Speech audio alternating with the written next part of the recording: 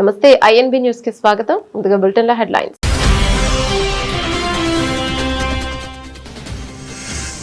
గాజాలో మానవీయ సంక్షోభంపై భారత్ తీవ్ర ఆందోళన. పాలస్తీనియన్లకు నేరుగా అరబిక్లోనే భరోసా ఇచ్చిన భారత ప్రతినిధి.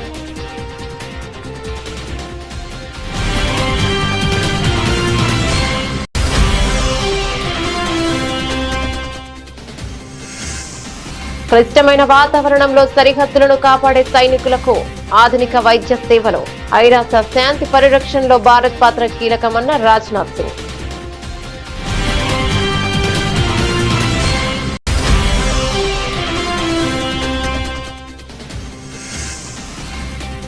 ఢిల్లీ వేదికగా అంతర్జాతీయ పులుల దినోత్సవ వేడుకలు. వన్యప్రాణుల సంరక్షణలో గ్లోబల్ లీడర్ గా భారత్ ఎదిగిందన్న కేంద్ర మంత్రి.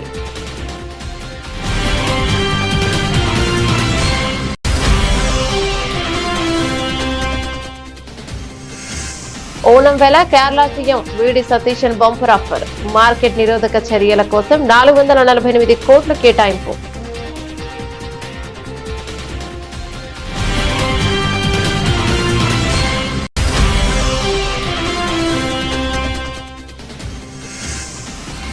జేపీఎస్సీ చైర్మన్ రాజీనామా చేసిన ఆగని వివాదం. కాంగ్రెస్ నిశ్శబ్దంపై బీజేపీ ఎంపీ నిషికాంత్ దుబే తీవ్ర ఆగ్రహం.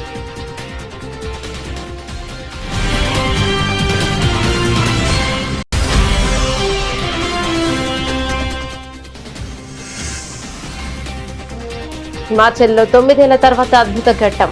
మనాలిలో వైభవంగా పవిత్ర దేవ్ మిలన్ వేడుకలు.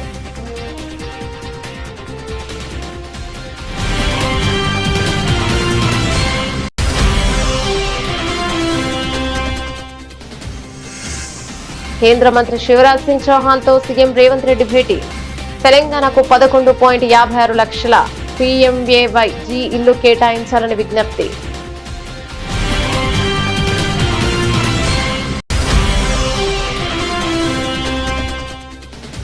ఆంధ్రప్రదేశ్లోని ఎన్డీఏ సర్కార్ వైఫల్యాలను ఎత్తి చూపిన రేవంత్ రెడ్డి. తెలంగాణలో విమర్శలు చేసే ముందు అక్కడ అడగాలని ఘాటు వ్యాఖ్యలు.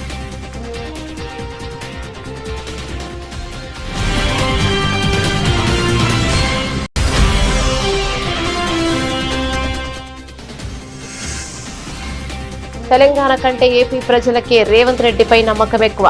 మాజీ మంత్రి నిరంజన్ రెడ్డి సంచలన వ్యాఖ్యలు.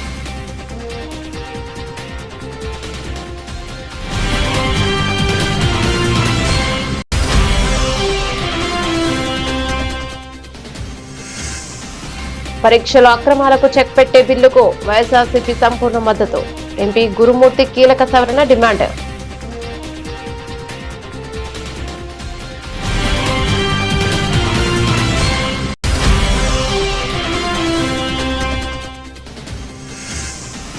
కామన్వెల్త్ గేమ్స్ లో గుల్వీర్ సింగ్ సరికొత్త చరిత్ర. పురుషుల 10,000 మీటర్ల రేస్ లో భారత్ కు తొలిసారిగా సిల్వర్ మెడల్.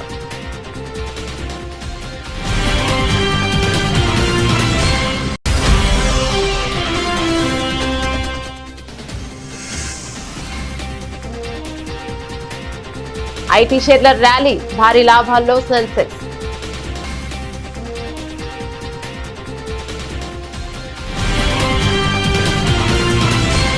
డీటెయిల్స్ చూస్తే ఐక్యరాజ్య సమితి భద్రతా మండలి వేదికగా భారత దౌత్యపరంగా ఒక కీలకమైన మరియు విశిష్టమైన సందేశాన్ని ఇచ్చింది. గాజాలో నెలకొన్న తీవ్ర మానవీయ సంక్షోభంపై ఐరాసలో భారత శాశ్వత ప్రతినిధి పర్వతనేని హరీష్ మాట్లాడారు. మధ్యప్రాచ్య పరిస్థితులపై జరుగుతున్న చర్చలో భాగంగా ఆయన ఇంగ్లీష్ నుంచి అరబిక్ భాషలోకి మారి మాట్లాడడం అంతర్జాతీయ దౌత్య వర్గాల్లో ప్రత్యేక ఆకర్షణగా నిలిచింది. గాజాలో పెరిగిపోతున్న పౌరుల ప్రాణ నష్టం, మౌలిక వసతుల విధ్వంసంపై అంతర్జాతీయ సమాజం తక్షణమే స్పందించాలని అంబాసిడర్ హరీష్ పిలుపునిచ్చారు. పాలస్తీనా ప్రజల హక్కులకు, వారి సార్వభౌమాధికారానికి భారత్ పూర్తి మద్దతు ఇస్తోందని నేరుగా అరబిక్ భాషలో చెబుతూ వారికి ప్రత్యేక భరోసానిచ్చారు.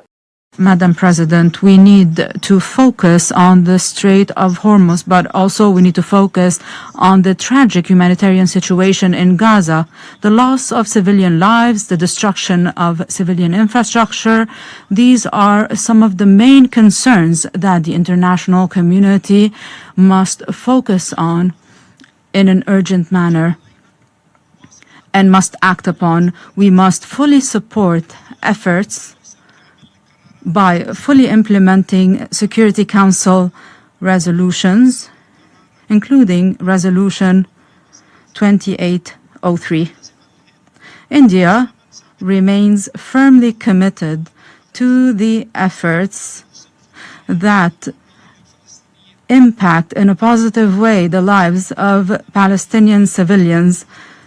The humanitarian assistance provided by India to Palestine is valued at over $400 million. This assistance comes in various forms. We have provided humanitarian assistance, development assistance. We have also assisted UNRWA. We have provided other forms of assistance as well. India is one of the main donors to UNRWA. We believe that this is the UN agency that will help distribute the assistance that we will deliver. During the Palestine Donor Group in Brussels, India announced that it is committed to build a specialized hospital and a center for prosthetics, as well as a training center, vocational training center in Palestine. లక్నోలోని central command హాస్పిటల్లో ఏర్పాటు చేసిన department of military medicine ను కేంద్ర రక్షణ శాఖ మంత్రి రాజ్నాథ్ సింగ్ ఢిల్లీ నుంచి వర్చువల్ గా ప్రారంభించారు.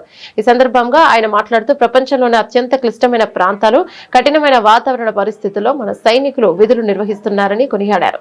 సైనికులకు ఎదురయ్యే సవాళ్లను సమర్థవంతంగా ఎదుర్కొనేందుకు ఈ నూతన వైద్య విభాగం ఎంతగానో దోహదపడుతుందని ధీమాను వ్యక్తం చేశారు. कमांड हॉस्पिटल लखनऊ में डेडिकेटेड रूप से एक डिपार्टमेंट ऑफ मिलिट्री मेडिसिन की स्थापना हो रही है. मुझे बताया गया कि देश में इस प्रकार का यह पहला डिपार्टमेंट स्थापित हो रहा है, जो कि अपने आप में हम सब के लिए एक हर्ष का विषय है. यह हमारे जवानों के प्रति हमारी कमिटमेंट का और उनकी हेल्थ सिक्योरिटी के प्रति हमारे दूरदर्शी दृष्टिकोण का भी यह प्रतीक है. साथियों, यह डिपार्टमेंट लखनऊ की पहचान में एक और नया डायमेंशन जोड़ने जा रहा है. लखनऊ से जनप्रतिनिधि होने के नाते जब भी इस तरह की डेवलपमेंटल चीजें होती हैं तो मुझे खुद भी बेहद खुशी होती है. वैसे भी लखनऊ के डेवलपमेंट की चर्चा आज सर्वत्र हो रही है. सिर्फ विकास के मानकों पर ही नहीं, बल्कि सैन्य मानकों पर भी लखनऊ नए आयाम गढ़ रहा है. साथियों, लखनऊ ऐतिहासिक रूप से हमारी सैन्य परंपराओं का साक्षी रहा है. यदि मैं मिलिट्री मेडिसिन के क्षेत्र की बात करूं, यहां का कमांड हॉस्पिटल पहले से ही सेवा, शोध यानी रिसर्च और अनुशासन का एक त्रिवेणी संगम है. यहां के चिकित्सकों ने ऑपरेशन विजय और कारगिल युद्ध के दौरान अदम्य साहस का परिचय दिया है. अब इसी प्रांगण में डिपार्टमेंट ऑफ मिलिट्री मेडिसिन का उद्घाटन इस मिट्टी की साख को और बढ़ाएगा, ऐसा मेरा विश्वास है. और मुझे यह देखकर भी बेहद खुशी हो रही है कि यह डिपार्टमेंट वन हेल्थ कंसेप्ट पर भी काम करेगा, जिसमें ह्यूमन, एनिमल और इन्वायरमेंटल हेल्थ को ఇంటిగ్రేటెడ్ రూప్ సే देखा जाए. అంతర్జాతీయ పులుల దినోత్సవాన్ని పురస్కరించుకొని దేశ రాజధాని ఢిల్లీలో నిర్వహించిన ప్రత్యేక కార్యక్రమంలో కేంద్ర పర్యావరణ అటవీ శాఖ మంత్రి భూపేందర్ యాదవ్ పాల్గొన్నారు. సందర్భంగా ఆయన మాట్లాడుతూ పులుల సంరక్షణలో భారత్ అద్భుతమైన విజయాన్ని సాధించిందని, ప్రపంచ దేశాలకు ఆదర్శంగా నిలిచిందని కొనియాడారు. అంతరించిపోతున్న పులుల జాతిని కాపాడుకోవడంలో నేషనల్ టైగర్ కన్జర్వేషన్ అథారిటీ నిరంతరం కృషి చేస్తోందని అభినందించారు. नरेंद्र मोदी जी के नेतृत्व में पिछले 10 वर्षों में भारत ने अनेक उपलब्धियां हासिल करी है. हमारी जो टाइगर पॉपुलेशन 2226 थी, वो बढ़कर 3600 से ज़्यादा हुई है.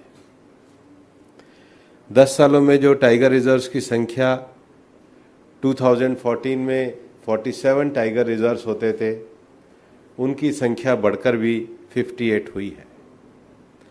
एलिफेंट रिजर्व्स की संख्या जो 28 होती थी वो भी पिछले 10 वर्षों में बढ़कर के 32 हुई है। और अब जब नई दुनिया के दौर में हम पानी का महत्व समझने लगे हैं तो विशेष रूप से जो रामसर साइट्स हैं उनकी संख्या भी डेजिग्नेटेड रामसर साइट्स की संख्या 26 थी जो बढ़कर के अब 100 हो गई है। उसके साथ ही साथ देश में जो प्रोटेक्टेड एरियाज थे उनकी संख्या 2014 में 745 थी जो अब 10 साल में बढ़कर के 1134 हो गई है।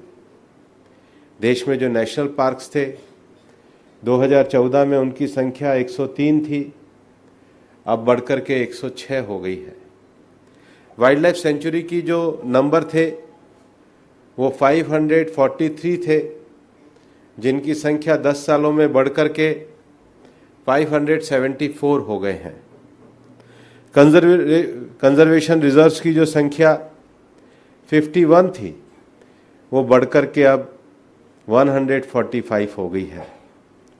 कम्युनिटी रिजर्व्स की जो संख्या 48 थी वो बढ़कर కేరళ ప్రభుత్వం ఓనం పండుగను పురస్కరించుకుని రాష్ట్ర ప్రజలకు భారీ ఊరటించే ప్రకటన చేసింది. పండుగ సమయంలో నిత్యావసర ధరలను నియంత్రణలో ఉంచేందుకు ఏకంగా 448 కోట్లను కేటాయిస్తున్నట్లు ముఖ్యమంత్రి వీడి సతీశన్ ప్రకటించారు. ఇందులో కేవలం మార్కెట్ జోక్యానికి మాత్రమే 273 కోట్లను కేటాయించినట్లు తెలిపారు. పండుగ వేళ పేద మధ్యతరగతి వర్గాలపై ఆర్థిక భారం పడకుండా ఈ ప్రభుత్వం నిర్ణయాన్ని తీసుకుంది. നമ്മൾ ആ കേസൊക്കെ ഒരു ധൃതിയും കൂടാതെ സമചിത്തതയോടുകൂടി ഏകാഗ്രതയോടുകൂടി കാര്യങ്ങൾ മനസ്സിലാക്കി SIT രൂപീകരിച്ച ആദ്യത്തെ മന്ത്രിസഭാ യോഗത്തിൽ ആ SITയുടെ അന്വേഷണത്തിന്റെ ആദ്യത്തെ റിപ്പോർട്ട് കിട്ടി. ആദ്യത്തെ റിപ്പോർട്ടിലെ കാര്യങ്ങൾ അനുസരിച്ചുകൊണ്ട് അവരെ ബന്ധപ്പെട്ട ഉദ്യോഗസ്ഥരെ സസ്പെൻഡ് ചെയ്തു. പിന്നീട് രണ്ടാമത്തെ റിപ്പോർട്ട് കിട്ടി. ആ രണ്ടാമത്തെ റിപ്പോർട്ട് DGP പരിശോധിച്ച് ഈ അഡീഷണൽ DGPക്ക് അദ്ദേഹത്തെ കേൾക്കാനുള്ള അവസരം കൊടുത്ത്, മനസ്സിലായില്ലേ, നടപടിക്രമങ്ങൾ പൂർത്തിയാക്കി നടപടിയെടുത്തു. ആഭ്യന്തര മന്ത്രിയെ കണ്ട്, ഞാൻ കണ്ടു, ഫയൽ കണ്ട് നടപടിയെടുത്തു. എല്ലാ നടപടിക്രമങ്ങളും പൂർത്തിയാക്കിയിട്ട് അതിന്റെ ഇടയിൽ കുറെ മാധ്യമങ്ങൾ അദ്ദേഹത്തെ രക്ഷപ്പെടുത്താൻ വേണ്ടി മുഖ്യമന്ത്രി ആഭ്യന്തരമന്ത്രിയും കൂടി ശ്രമിക്കുന്നു എന്നൊക്കെ ഒരുപാട് വാർത്ത കൊടുത്തു. 2 മാസമാണ് ഗവൺമെന്റ് വന്നതിന് ശേഷം ആദ്യത്തെ മന്ത്രിസഭാ യോഗത്തിലെടുത്ത തീരുമാനം 2 മാസം തികഞ്ഞപ്പോഴേക്കും അത് നടപ്പാക്കി. മാധ്യമങ്ങള് പലതരത്തിലുള്ള വാർത്തകൾ കൊടുത്തു. മാധ്യമങ്ങളെ വാർത്ത അനുസരിച്ച് ഒരാളെ പിറ്റേ ദിവസം രാവിലെ സസ്പെൻഡ് ചെയ്യാൻ പറ്റുമോ? അതുകൊണ്ടാണ് CATയില് ക്യാറ്റിലെ സെൻട്രൽ അഡ്മിനിസ്ട്രേറ്റീവ് ട്രൈബ്യൂണലിൽ പോയിട്ടൊരു സ്റ്റേ പോലും കിട്ടാതിരുന്നത് എന്തുകൊണ്ടാ? നടപടിക്രമങ്ങൾ പൂർത്തിയാക്കി ഭംഗിയായിട്ടാണ്, ചിട്ടയായിട്ടാണ് അത് ചെയ്തത്. ഞാൻ നിങ്ങളോടന്ന് പറഞ്ഞല്ലോ, നിങ്ങളിങ്ങനെ ധൃതി കൂട്ടല്ലേ. ഗവൺമെന്റിന്റേതായ നടപടിക്രമങ്ങളുണ്ട്, ഒരു പ്രൊസീജിയർ ഫോർമാലിറ്റീസ് ഉണ്ട്. ഒരു ഉദ്യോഗസ്ഥനെതിരായി നമുക്ക് നടപടിയെടുക്കാൻ പറ്റുമോ? റിപ്പോർട്ട് കിട്ടാതെ, നമ്മുടെ കയ്യിൽ റിപ്പോർട്ട് കിട്ടാതെ. ആദ്യത്തെ റിപ്പോർട്ട് കിട്ടിയപ്പോൾ ആദ്യത്തെ ഉദ്യോഗസ്ഥന്മാർക്കെതിരായി നടപടിയെടുത്തു. രണ്ടാമത്തെ റിപ്പോർട്ട് വന്നപ്പോഴാണ് ഇദ്ദേഹത്തിന്റെ ഇൻവോൾവ്മെന്റ് എന്താണെന്ന് 1, 2, 3, 4 ആയിട്ട് നമ്മുടെ മുമ്പിൽ വന്നത്. അതിന്റെ പുറത്തല്ലേ നമുക്ക് നടപടിയെടുക്കാൻ പറ്റുള്ളൂ. മാധ്യമങ്ങളിൽ വാർത്ത വന്നുകൊണ്ട് പിറ്റേ ദിവസം കയറി ഗവൺമെന്റ് നടപടിയെടുത്താൽ ഗവൺമെന്റ് കോടതിയിൽ കേസ് വരുമ്പോൾ എന്തു പറയും? എപ്പോഴും ప్రొసీజియర్ ఫార్మాలిటీస్ ఈపీఎన్ జోలి. జార్ఖండ్ పబ్లిక్ సర్వీస్ కమిషన్ పరీక్షల లీకేజీ వివాదం ఇప్పుడు దేశ రాజధాని ఢిల్లీ వేదికగా రాజకీయ చర్చకు దారితీసింది. జేపీఎస్సీ పేపర్ లీక్ స్కామ్ కు బాధ్యత వహిస్తూ జార్ఖండ్ ముఖ్యమంత్రి హేమంత్ సోరెన్ తక్షణమే తన పదవికి రాజీనామా చేస్తూ బీజేపీ ఎంపీలు పార్లమెంటు ప్రాంగణంలో భారీ నిరసన చేపట్టారు. ఈ సందర్భంగా బీజేపీ ఎంపీ నిష్కాంత్ దుబే జార్ఖండ్ ప్రభుత్వంపై అధికార కూటమిపై తీవ్ర స్థాయిలో విరుచుకుపడ్డారు. జేపీఎస్సీ లీకేజీ వివాదం తర్వాత కమిషన్ చీఫ్ రాజీనామా చేసిన విషయాన్ని ప్రస్తావించిన ఆయన కేసు తీవ్రతను ప్రశ్నించారు.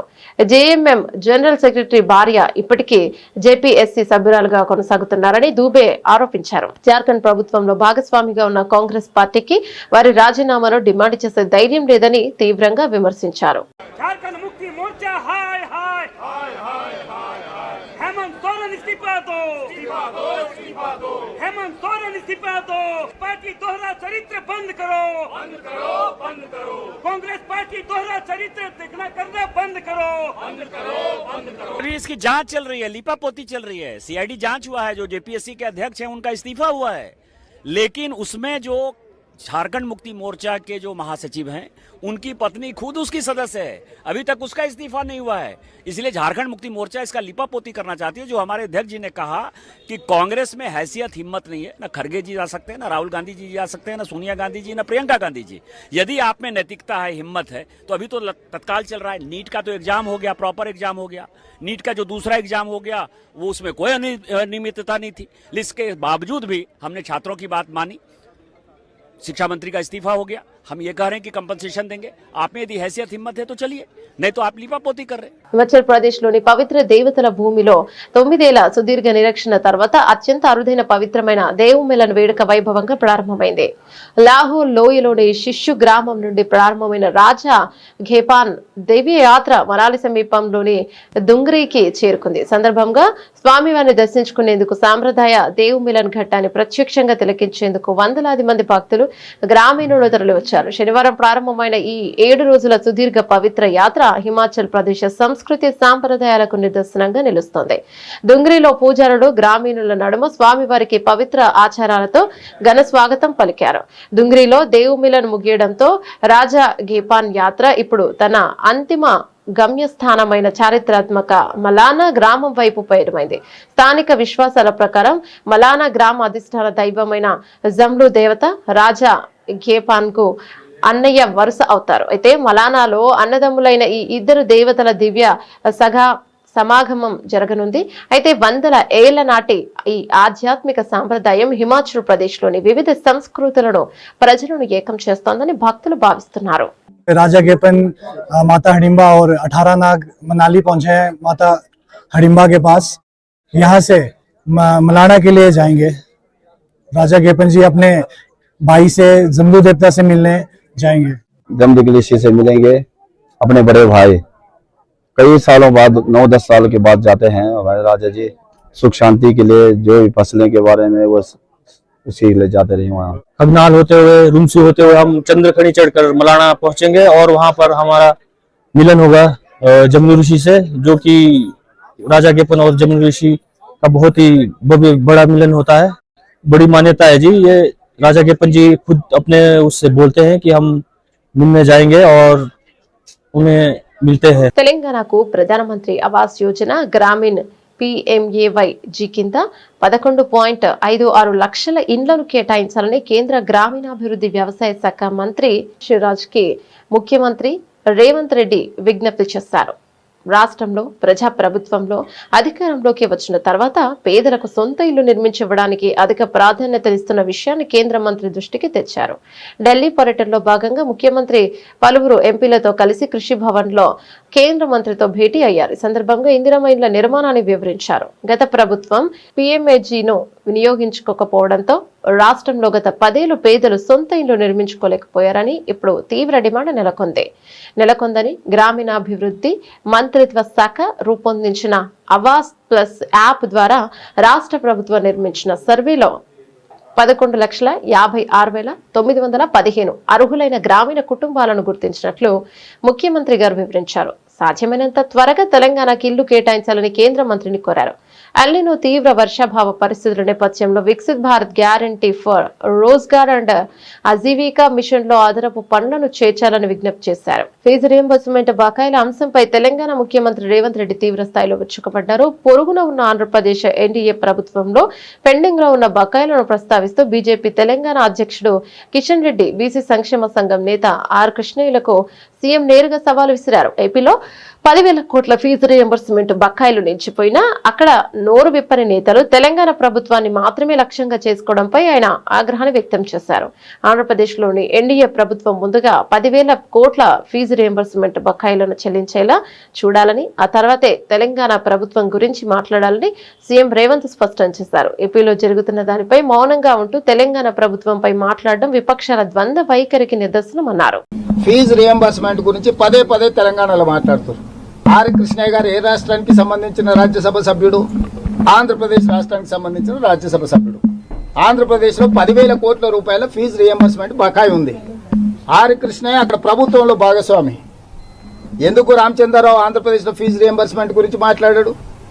ఎందుకు ఆర్ కృష్ణయ్య గారు ఆయన ప్రాతినిధ్యం వహిస్తున్న రాష్ట్రంలో ఫీజు రియంబర్స్మెంట్ గురించి మాట్లాడాడు?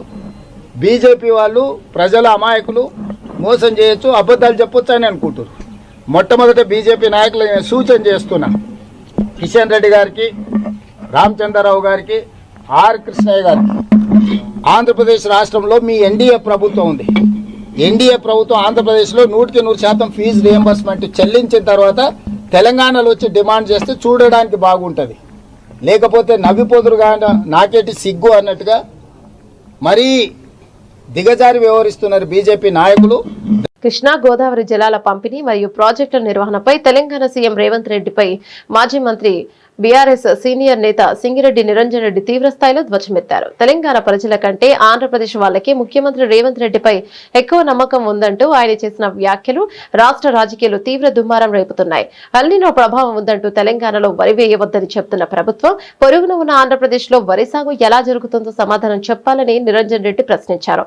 ఎగువన ఉన్న తెలంగాణ నుంచి దిగువన ఉన్న ఆంధ్రప్రదేశ్ కు నీళ్లు వెళ్లాల్సి ఉందని, నీళ్లు ఎలాగైనా కిందకి వదులుతారనే నమ్మకంతోనే ఏపీ రైతులు ధైర్యంగా వరి వేశారని ఎద్దేవా చేశారు. నిన్న ఈ రోజు మిషన్ భగీరథ ఇంజనీర్లతో మాట్లాడినా, సాగునీటి ఇంజనీర్లతో మాట్లాడినా, ఇరిగేషన్ అండ్ మిషన్ భగీరథ ఇద్దరు ఇంజనీర్లతో మాట్లాడినా, అన్ని స్థాయిల ఇంజనీర్లతో మాట్లాడినా, ఏఈ డిప్టీల నుంచి మొదలు పెడితే ఈఎన్సీల వరకు మాట్లాడినా సమాచారం తీసుకోవడం కోసం. మిషన్ భగీరథకు ఈ సంవత్సరం ఒక్క వాన చుక్క పడకపోయినా మన రిజర్వాయర్లలో ఉండేటువంటి నీళ్లతో, ప్రత్యేకంగా శ్రీశైలంలో ఉండేటువంటి అడుగంటిన నీళ్లైనా సరే వచ్చే సంవత్సరం జూన్ జూలై దాకా కూడా మిషన్ భగీరథకు ఎటువంటి ఇబ్బంది లేదు సార్, డోకా లేకుండా మేము సేవ్ చేసుకొని పెట్టుకున్నామని చెప్తున్నారు వాళ్ళు. మరి ఈ వానను ఎందుకు పూచిగా చూపిస్తుండ్రు మంచినీళ్లకు? ఇప్పుడు పడని వానను మంచినీళ్లకు పూచిగా ఎందుకు చూపిస్తాడు ముఖ్యమంత్రి? నీళ్ల మంత్రి ఎందుకు మాట్లాడతాడు? వ్యవసాయ మంత్రి తుమ్మల కూడా అదే మాట్లాడతాడు. అవగాహన ఉండి మాట్లాడతారా, వీళ్ళు లేక మాట్లాడతారా అర్థం కాదు.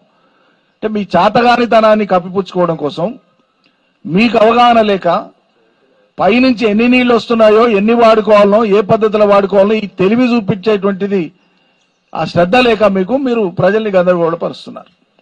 ఇది యథార్థం. మరి మనతో నీళ్లు వాన పడలే, ఓ మోస్తారు పదును వానలే అతి కష్టంగా పడ్డాయి, 1-2 పునాసలకే ఇబ్బంది అనుకున్న పరిస్థితి ఉంది. కానీ మరి అలా అలమట్టికెళ్ళి 50,000 క్యూసెక్లు ఎట్లా వస్తున్నాయి? వెస్టర్న్ ఘాట్స్ లో వర్షం పడ్డందుకే కదా. నారాయణపూర్ ఎట్లా నిండింది? నారాయణపూర్ నిండి కిందికి మనకు తెలంగాణకు జూరాలకు నీళ్లు ఎట్లా వస్తున్నాయి? ఇవాళ నిన్నటికే 40,000 క్యూసెక్లు వస్తున్నాయి జూరాలకి. ఇప్పుడు అలమట్టి నీళ్లు చేరుకునే వరకు దగ్గర 1,00,000కు పోతుంది అది. అంటే ఇన్ని వేల క్యూసెక్ల నీళ్లు వస్తే నీళ్ల కోసం రైతాంగం ఎదురు చూస్తే పరిస్థితి మీరు కల్పించకూడదు. ఆందోళన పడకండి, వచ్చే నీళ్లలో మనం హేతుబద్ధంగా ఎట్లియాలను మేము చెప్తామని ధైర్యం చెప్పేది పోయి ప్రజల్ని ఆ గందరగోళానికి గురి చేస్తున్నారు, భయపెడుతున్నారు. ఎందుకు లేవా నీళ్లు? బాజాప్తా పంటలకు ఇవ్వవచ్చు మనకు ఉండేటువంటి నీళ్లు, ఇవ్వాలని మేము డిమాండ్ చేస్తున్నాం. కుంటి సాగులు, దొంగ సాగులు చెప్పకండి. మీరు పైనుంచి వచ్చేటువంటి నీళ్లు తక్కువ లేవు. దేశవ్యాప్తంగా పోటీ పరీక్షల్లో జరుగుతున్న లీకేజీలు, అక్రమాలను అరికట్టేందుకు కేంద్ర ప్రభుత్వం ప్రవేశపెట్టిన public examinations prevention of unfair means సవరణ బిల్లు 2026కు వైఎస్ఆర్ కాంగ్రెస్ పార్టీ సంపూర్ణ మద్దతు తెలిపింది. లోక్సభలో ఈ బిల్లుపై జరిగిన చర్చలో వైఎస్ఆర్సీపీ ఎంపీ డాక్టర్ ఎం గురుమూర్తి పాల్గొని మాట్లాడారు. నిరుద్యోగ యువత భవిష్యత్తులో ఆడుకునే అక్రమార్కులపై కఠిన చర్యలను తీసుకునేలా ఈ బిల్లును రూపొందించడాన్ని స్వాగతించారు. Thank you, Chairman sir, for giving the opportunity to speak on the Public Examination Amendment Bill 2026, sir. Honorable Chairman sir, today I raise to support this bill, sir. In this bill, Clause 2, Section 10 in 1, 2, 3. These proposed amendments increase penalties and imprisonment, sir, for offences. For individuals, 5 to 10 years imprisonments, penalties 10 to 15 lakhs, sir. For service providers, 4 to 8 years debarment and fine 1 crore to 5 crore, sir. For senior management or directors, imprisonment for 3 to 5 years or fine 1 crore to 5 crore, sir. In section 11 in 1, organized crime, for imprisonment 5 to 10 years, sir. For fine 1 crore to 10 crore, sir. Sir, in this bill allows special task force, 2 months time-bound investigation and special fast-track courts are appearing positive aspects, sir. My concerns on this bill, sir, this bill does not ascertain leak-proof mechanism, sir. Sir, in class 2 in 1K, public examination means any examination conducted or notified by the central government. In class 2, 1 in L, public examination authority means an authority as specified by the central government, sir. The above clauses, class 2, 1K and L does not include state government examination boards or recruitment boards, pushing them fully outside from this act, sir. For example, between 2005 to 2026, we have witnessed almost several paper leakages happened across the 21 states. Crores of the students affected from these paper leakages, sir. How does this act, its amendments, fix this problem in future, sir? And second one, sir, in section 6 of Delhi Special Police Establishment Act 1946 states that the accused state consent is required for investigation by Commonwealth games చరిత్రలోనే భారత athletics విభాగం మరొక చారిత్రాత్మక ఘట్టానికి వేదికైంది. పురుషుల 10,000 మీటర్ల పరుగు పందెంలో భారత రేసర్ గుల్వీర్ సింగ్ రజత పతకంతో అదరగొట్టారు. కామన్వెల్త్ గేమ్స్ చరిత్రలో ఈ విభాగంలో భారత్ కు పతకం రావడం ఇదే తొలిసారి. అయితే వర్షం కురుస్తున్న ప్రతికూల వాతావరణంలోనూ అద్భుతమైన ప్రతిభను కనబరిచిన గుల్వీర్ ఈ ఘనత సాధించారు. గ్లాస్గో ట్రాక్ పై జరిగిన ఈ హోరీ రేసులో గుల్వీర్ సింగ్ 27 నిమిషాల 49.78 సెకండ్లలో రేసును పూర్తి చేసి 2వ స్థానంలో నిలిచారు. ఆస్ట్రేలియాకు చెందిన కై రాబిన్సన్ 27:48.93 సెకండ్ల సమయంలో స్వర్ణ పతకాన్ని సాధించగా కేవలం అతి స్వల్ప వ్యవధిలో గుల్బీర్ కు స్వర్ణం చేజారి రజతం దక్కింది. ఐల్ ఆఫ్ మ్యాన్ కు చెందిన డేవిడ్ ముల్లార్కి కాంస్య పతకం గెలుచుకున్నారు. ఈ విభాగంలో దశాబ్దాలుగా తిరుగులేని ఆధిపత్యాన్ని చెలాయిస్తున్న కెన్యా, ఉగాండా లాంటి బలమైన ఆఫ్రికన్ దేశాల అథ్లెట్లను వెనక్కి నెట్టి గుల్వీర్ పతకం సాధించడం విశేషం.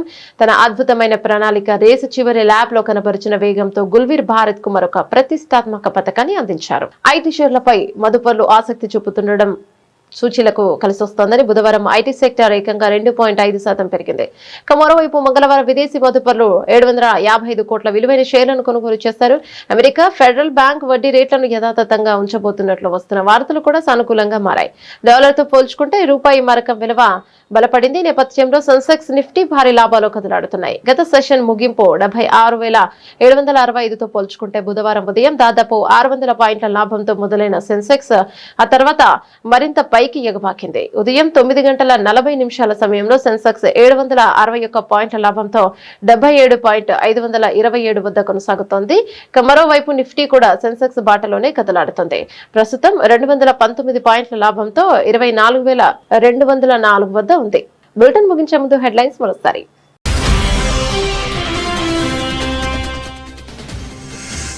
గాజాలో మానవీయ సంక్షోభంపై భారత్ తీవ్ర ఆందోళన. పాలస్తీనియన్లకు నేరుగా అరబిక్లోనే భరోసా ఇచ్చిన భారత ప్రతినిధి.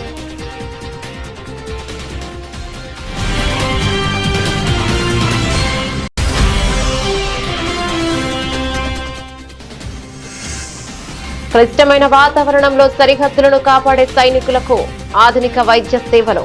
ఐరాస శాంతి పరిరక్షణలో భారత్ పాత్ర కీలకమన్న రాజ్నాథ్ సింగ్.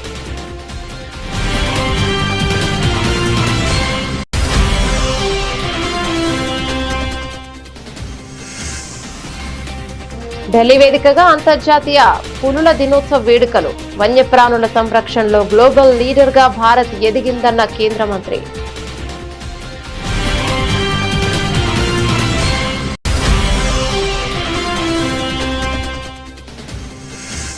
ఓణం వేళ కేరళ సీఎం వీడి Satheesan bumper offer.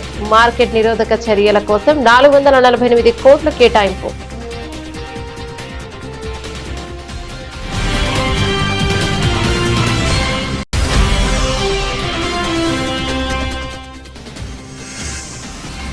JPSC chairman రాజీనామా చేసిన ఆగని వివాదం. కాంగ్రెస్ నిశ్శబ్దంపై బీజేపీ ఎంపీ నిషికాంత్ దుబే తీవ్ర ఆగ్రహం.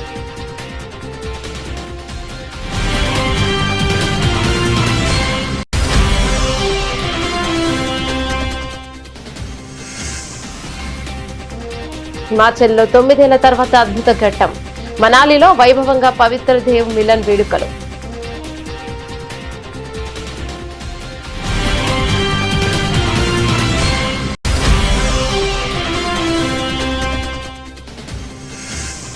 కేంద్ర మంత్రి శివరాజ్ సింగ్ చౌహాన్ తో సీఎం రేవంత్ రెడ్డి భేటీ.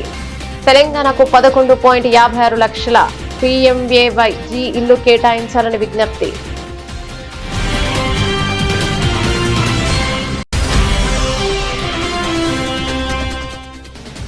ఆంధ్రప్రదేశ్లోని ఎన్డీఏ సర్కార్ వైఫల్యాలను ఎత్తి చూపిన రేవంత్ రెడ్డి. తెలంగాణలో విమర్శలు చేసే ముందు అక్కడ అడగాలని ఘాటు వ్యాఖ్యలు.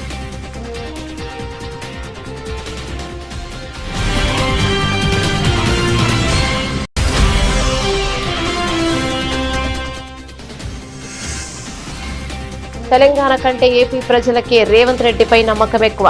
మాజీ మంత్రి నిరంజన్ రెడ్డి సంచలన వ్యాఖ్యలు.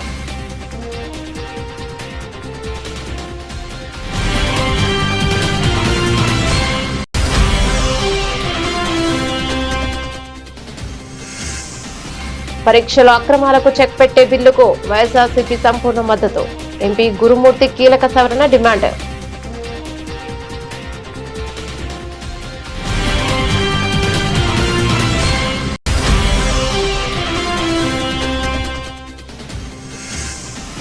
కామన్వెల్త్ గేమ్స్ లో గుల్వీర్ సింగ్ సరికొత్త చరిత్ర. పురుషుల 10,000 మీటర్ల రేస్ లో భారత్ కు తొలిసారిగా సిల్వర్ మెడల్.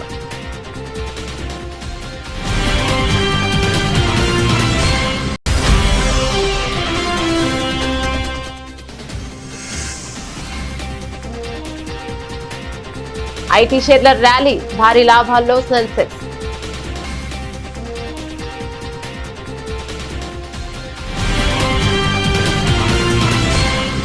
ఇవి బులెటిన్ అప్డేట్స్. మరో బులెటిన్ లో మళ్ళీ కలుద్దాం. అంతవరకు సెలవు. నమస్తే.